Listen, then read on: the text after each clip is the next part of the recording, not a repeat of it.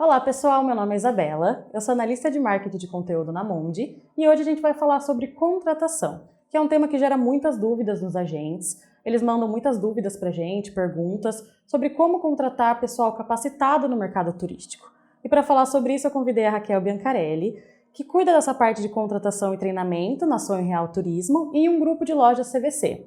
Ela vai falar um pouquinho então como que é o processo, como contratar pessoal capacitado, quais são os testes, qual que é o perfil comportamental. Então, Raquel, eu queria agradecer pela disponibilidade de participar com a gente. E eu vou abrir um espaço para você falar um pouquinho sobre como começou essa demanda de contratação, como que você percebeu que essa área precisava de uma atenção especial na agência. Obrigada, Isa, pelo convite. E a gente começou na Sonho Real há 20 anos atrás, né? Só que como é uma empresa familiar, começou eu, meu pai, minha mãe, meus irmãos, então não tinha essa necessidade. Depois, ao longo do tempo, quando a gente foi crescendo, foi tendo a oportunidade de abrir outras lojas, então aí sim que a gente teve que aumentar a equipe e fazer com mais frequência os processos seletivos, né? Então, como aumentou bastante, eu fui cada vez mais me especializando nessa área mesmo, né? Que é exatamente o que eu gosto também de fazer. Legal. Então, para falar sobre esse tema, eu separei algumas perguntas para Raquel, mas se vocês tiverem dúvidas, pode deixar aqui nos comentários do vídeo e quando a gente for lendo, né, conforme a gente for lendo, a gente vai mandando para ela e respondendo vocês, ok? A primeira pergunta que eu separei é a seguinte: como que você faz para identificar quando é necessário contratar um novo funcionário? Quando a demanda está muito alta? Como que você percebe quando é esse momento? Então, antigamente a gente só iniciava um processo seletivo, né, divulgação da vaga, entrevistas, coisas assim, quando tinha um desfalque na equipe. Então, quando alguém pedia demissão ou quando a gente demitia alguém, alguma coisa desse tipo. Só que como o processo às vezes ele é um pouco demorado e nem sempre a gente acerta, né, então a gente mudou um pouquinho isso. Hoje a gente busca fazer o processo seletivo independente se tem vaga em aberto ou não, né? Isso acontece de 3 a 5 vezes no ano, dependendo da demanda. Então, com isso a gente já vai se preparando, se antecipando dessa necessidade.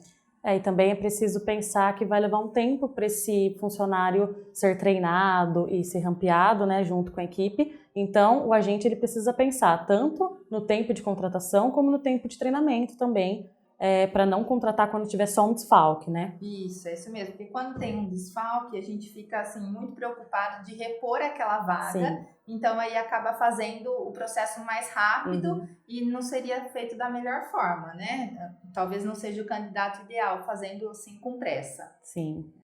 E agora a gente vai falar um pouco sobre perfil, que é uma coisa que gera muita dúvida também, né? Como contratar, como definir o perfil do profissional que a agência está precisando? Como que você faz isso? Então, hoje eu contrato principalmente vendedores, né? Então, a principal coisa que a gente faz é analisar o perfil dos melhores vendedores que a gente já tem no nosso grupo, né? Porque eles têm um comportamento, uma mentalidade diferenciada. Então, essa observação ela é muito importante. E depois o que a gente pode fazer também é colocar no papel, escrever todas as habilidades que o cargo exige, as responsabilidades que a pessoa vai ter, o que a gente espera que aquela pessoa alcance, né? O tempo que ela tem que desenvolver algumas coisas, porque daí com esse cargo descrito, né, a gente consegue na hora da entrevista conseguir relacionar melhor com o que a pessoa está apresentando. Sim, então se for no caso uma agência um pouco maior, que já tem outros funcionários, ele pode usar esse método de analisar o comportamento de bons vendedores. E se for uma agência menor, que às vezes está contratando o primeiro funcionário, é escrever mesmo, documentar tudo o que ele quer de comportamento e de perfil nesse novo funcionário, né? Isso, o escrever ele serve, na verdade, para qualquer um. Agora, se você é uma agência pequena, por exemplo, que não tem outros vendedores top, assim, vamos falar como referência, aí pode buscar em outros segmentos do mercado, né? Sim. Porque a mentalidade do vendedor, quando ele está nesse nível, ela é independente do segmento, ela aparece, assim, dá para a gente identificar. Legal. E agora, para a gente falar um pouco mais de um passo a passo, né, explicar mais destrinchado sobre a contratação, como que são as etapas do processo de contratação que você realiza na agência? Tá, então hoje a gente faz principalmente uma entrevista coletiva, né? E a partir dessa entrevista coletiva, a gente faz as entrevistas individuais e testes. Para a entrevista coletiva, a gente divulga a vaga em redes sociais, dentro da própria loja, né? Até em sites de emprego e tudo mais. Então, vem uma quantidade muito grande de currículos que a gente filtra e seleciona entre 30 a 40 pessoas para fazer a entrevista coletiva. Nessa entrevista, a gente apresenta, a gente fala sobre a empresa, o que a gente oferece, como é a rotina, o trabalho no dia a dia, o que a gente espera do candidato. A gente fala até os motivos que a pessoa pode ser demitida, por que ela vai ser demitida, né? Justamente para a pessoa poder ter o máximo de informações sobre o cargo, sobre como é o trabalho. Que nesse primeiro momento a ideia é que ela se identifique, porque se a pessoa não quiser trabalhar com a gente, não adianta a gente querer que ela trabalhe com a gente, né? Então o primeiro passo é esse, é a pessoa se identificar. Aí eles fazem também uma apresentação, cada um fala um pouquinho, né, de você, do candidato, e depois a gente seleciona alguns para entrevistas individuais. Nessa entrevista individual, aí já é feito com gerentes, né? Porque tem que ter a identificação deles também com o candidato, sim, porque são eles que vão lidar todo dia com a pessoa. E depois a gente faz alguns testes, né? E daí isso vai filtrando. Normalmente, quando a gente divulga uma vaga, a gente recebe de 500 a 600 currículos, é bastante, para chamar 30 a 40 pessoas, que depois passam para teste 8 a 10 pessoas no máximo, às vezes não chega nem isso, e às vezes a gente não contrata ninguém, e às vezes dá certo, a gente contrata 1 a 2 pessoas.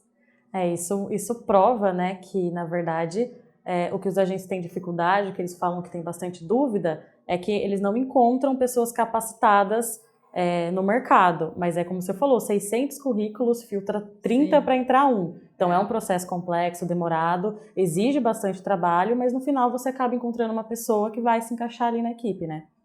O processo ele é demorado e assim não pode ser feito também com pressa, porque depois que você coloca a pessoa ali, ela tem que dar um resultado para você, né? Então não pode colocar qualquer pessoa, por isso que tem que passar por todas essas fases, né, do processo. E Raquel, você falou sobre os testes que você faz, né, e sobre a entrevista individual. Conta um pouquinho quais perguntas você costuma fazer nesse teste individual e quais testes você aplica, o que você pergunta, como que você mede o comportamento da pessoa nessa entrevista. Na entrevista individual, a gente faz perguntas abertas, né? Porque quanto mais a pessoa falar, mais oportunidade a gente tem de conhecer. Então, a gente pergunta bastante sobre as experiências profissionais, as conquistas que a pessoa teve, como era o trabalho, o que ela gostava e o que ela não gostava do trabalho anterior, como era a relação com o chefe, né? E até as aspirações assim, profissionais dela com relação ao futuro, para a gente poder conhecer um pouco mais da pessoa. Eu costumo perguntar também sempre sobre a família, né? Porque eu acho que a família ela traz uma estrutura também que é muito marcante para a pessoa. Então, ela contar um pouquinho como é a família dela, o que eles fazem, né? E também com relação assim, aos hobbies, o que ela gosta de fazer fora do horário do trabalho. São coisas para a gente poder identificar um pouco a questão de comportamento mesmo, né? Para conhecer um pouco mais, né?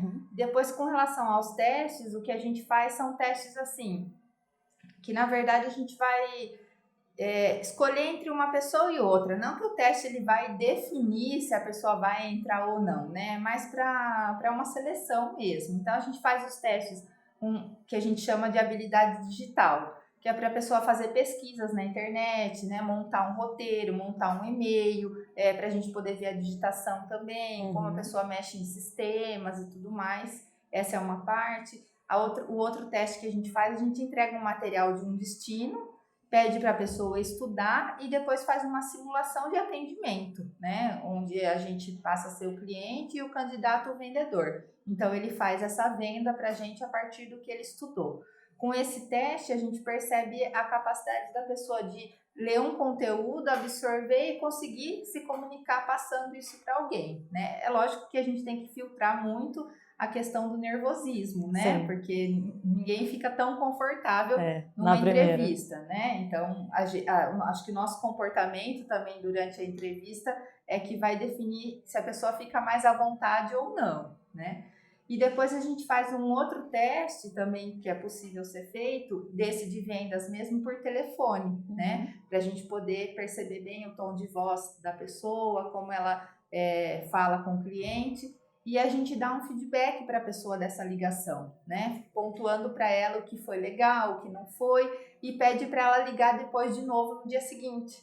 Então, daí com isso a gente consegue medir, assim, observar a capacidade que a pessoa tem de reagir ao feedback e colocar aquilo lá em prática. Ah, legal. Então, esse ponto também é bem interessante. E esses testes costumam levar um tempinho, né? Você falou que tem que entregar o material para eles estudarem, depois faz o teste por telefone, dá o feedback, vão uns dias aí. Sim, e tem, na verdade, que ser a entrevista e os testes, tudo tem que ser em momentos e dias separados, de preferência até com pessoas e lugares separados, né? Porque daí o candidato se comporta até de formas diferentes. E daí que a gente pode avaliar ele num contexto. E agora, Raquel, quais dicas você dá para a pessoa que quer começar um processo de contratação mais estruturado? Então, Isa, as dicas principais seria, como eu comentei no começo, fazer a descrição do cargo, né? Quando a gente escreve tudo que a gente espera da pessoa, as habilidades que ela precisa, tudo isso facilita na hora da entrevista e você conseguir associar isso com o que a pessoa está apresentando, né? E depois também não fazer o processo com pressa, né? Porque quando a gente faz com pressa, a gente não analisa direito as oportunidades que tem, não dá o tempo exato para o candidato pensar, ou então não faz os testes necessários para poder realmente ter certeza que aquela pessoa vai ser contratada, vai dar certo, né? É melhor você demorar bastante na contratação, mas contratar com mais assertividade, a pessoa já poder te dar um resultado a partir do momento que ela entrar, do que você contratar rápido, a pessoa não dá certo e depois logo você ter que iniciar outro processo, né? E uma outra dica, que é uma coisa que eu uso bastante, é assim, depois que a gente fez todas as entrevistas, os testes e fez a proposta para a pessoa, a gente não pede a resposta na hora, a gente pede justamente para a pessoa pensar uns 2 ou 3 dias, analisar todos os prós e os contras, tentar se imaginar, né, naquele trabalho, conversar com a família, para que ela venha realmente decidida a trabalhar ali, né? Seja uma escolha principalmente dela, não só da gente, né? Porque isso é muito importante para criar o vínculo com a empresa. Não deixar a pessoa tomar a decisão por impulso, né? Que aí quando ela toma por impulso pode não ser a decisão correta naquele momento, então vocês dão espaço para a pessoa pensar. Isso, exatamente. Legal. E a gente também apresenta bem claramente tudo como é realmente o trabalho lá, porque não pode existir a frustração da pessoa, né? Ela imaginar que ela vai chegar lá e vai ser de um jeito, depois quando ela chega é outra completamente diferente. Então, aí a gente acaba perdendo realmente o candidato. Tem que ter essa transparência, né, da agência de como vai ser realmente o trabalho. Tem que ser bem clara essa explicação. Legal. E também tem a questão desse livro aqui, que eu uso bastante, que é o Contrate e Mantenha as Melhores Pessoas. Ele dá várias dicas de como fazer esse processo seletivo, de como fazer as perguntas durante a entrevista, né? É bem interessante para quem quer começar, ter um conteúdo diferenciado, esse daqui ajuda bastante. Excelente, Raquel. Eu quero agradecer mais uma vez pela disponibilidade, por ter participado com a gente desse vídeo. Espero que vocês tenham gostado e as dúvidas vocês podem deixar nos comentários que eu vou encaminhando para a Raquel e a gente vai responder na medida do possível. Pessoal, muito obrigada, Raquel, muito obrigada e a gente volta com mais conteúdo para vocês. Para complementar o conteúdo desse vídeo, criei um checklist para que você possa organizar o seu processo de seleção. Você pode acessá-lo no primeiro link da descrição e se tiver alguma dúvida, deixe nos comentários.